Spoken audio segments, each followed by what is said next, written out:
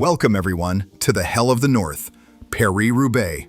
Today we close the cobbled classics with perhaps the most special race of the year, Paris-Roubaix. If you don't like cobbles, this is definitely not the race for you. If there is one place where the cobbles are bad, it's here in France. Some sectors are so uneven that you'll get blisters just from bouncing over them. So far, we've seen a hard race, with attacks from second-line riders and domestiques of the favorites. These attacks haven't led to much, except that the race has been made brutally hard, and a lot of riders have already been dropped. And let's not forget the conditions. Absolutely. It's raining buckets. That makes everything a lot more slippery and dangerous. You really don't want to hit the ground on these cobbles, because you might lose more than just a good result. Let's hope we are spared from crashes. So far, we've avoided major incidents, and the big names are still in the group. Let's take a look at the favorites. Tadej Pogačar obviously deserves a mention. What can't the Slovenian world champion do? Still, I think this might be the hardest monument for him to win. He's on the lighter side compared to his rivals, and heavier riders often have an advantage here. On top of that, there are some very fast guys he'll have to beat, and that won't be easy. One of those men is Wout van Aert. He's already been on the podium twice, but never won here. As a cyclocross rider, he knows his way over the cobbles and has a very strong sprint. He would love to win this race.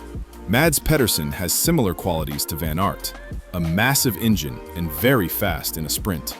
Then there's multiple time trial world champion Filippo Ganna, another serious contender.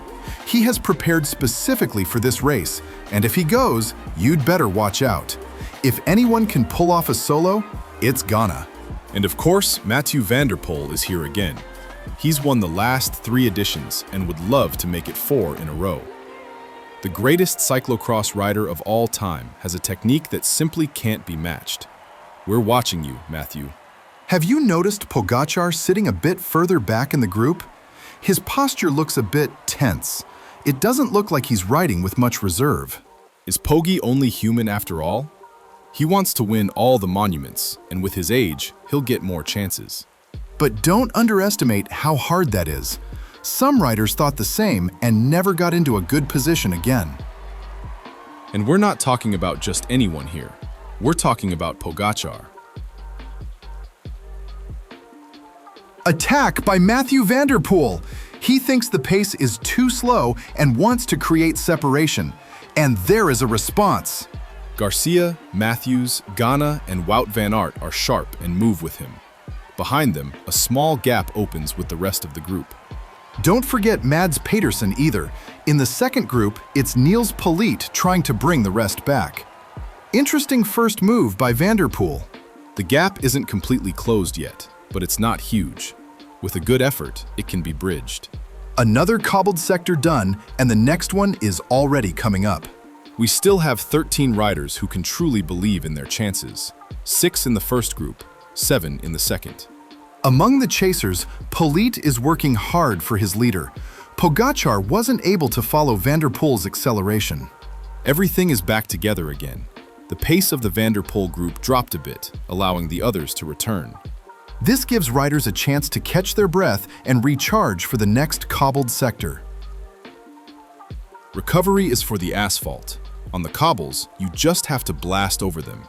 The faster you go, the less you feel the bumps. At low speed, you hit the edges more, causing more vibration and losing speed. Faster is more efficient. And you're less likely to have mechanical issues. Right now, it's a bit of the calm before the storm. The pace is modest. You can see Ganna positioning himself near the front and taking a lot of turns. That's a sign of confidence. He's a rider who should be able to do this with his power. And when he sets his mind to something, you'd better take him seriously. We still have 7 sectors to go. The next one is a 3-star sector. Just before that sector, Wout van Aert attacks. His fellow riders are alert and follow the Belgian. Van Aert sees it and stops his effort. Meanwhile, van der Poel takes the front and leads the group onto the cobbles. Interesting choice by Van Aert. attacking just before the cobbles. He's trying to surprise them. But if you really believe in your ability, wouldn't you attack on the cobbles? Then again, if you can get away with a surprise... And now it's Mads Pedersen shaking things up on the next cobbled sector.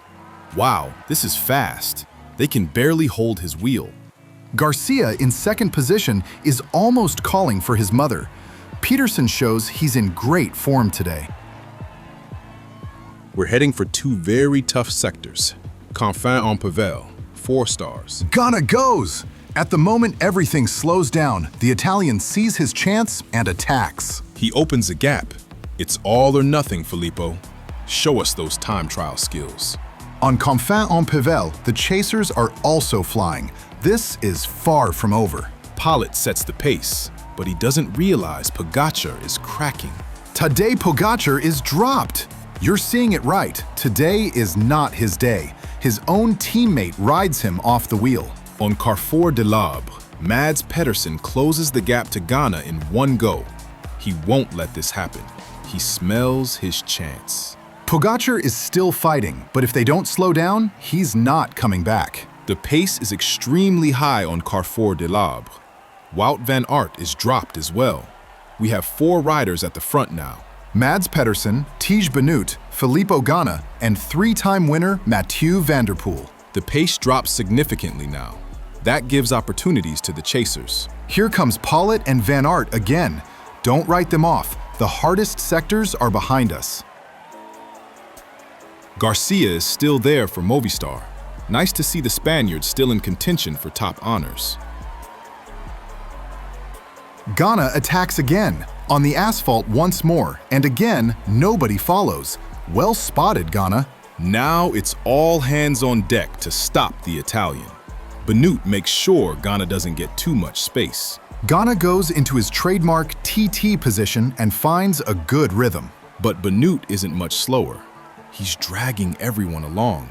Tiesj, you don't have to do it alone. Look at the champions in your wheel. He brings everything back together. We now have 8 leaders. And we haven't mentioned him yet, but Soren Verenskold has also joined. The strong and fast Norwegian shouldn't be underestimated. The last serious cobbled sector is done. Are we sprinting, or will we see another attack? Pedersen and Van der Poel are taking turns on the front. They must believe in their sprint. Both have a strong finish after a hard race, but if I were Van der Poel, I wouldn't be too confident against the Dane. We're heading to the Velodrome. Will we get a late attack or a royal sprint in Roubaix? There we are. Listen to the crowd going crazy. It's been a while since the winner wasn't already decided when the first rider entered the track. What a race. We're sprinting. Who has the most left? Mads Pedersen takes the front comfortably. The pace is still low. Ganna on his wheel, Van Aert and Van der Poel nearby. The pace is so low. Nobody trying to surprise from behind? Final corner. This is it. Mads Pedersen goes! It's him or Ganna. Ganna tries to come alongside, he can't. Mads Pedersen wins. Wow! What a sprint. Only Ganna could follow that acceleration. The rest were gone immediately. Niels Pollitt takes 3rd on the podium. Thanks everyone for watching, and I'll see you next week at the first Ardennes Classic, the Amstel Gold Race. May I have your attention for a moment? My name is Davide Grimaldi, and I'm a former Italian professional cyclist. In the documentary Forza Grimaldi, you will get a unique behind-the-scenes look at my career.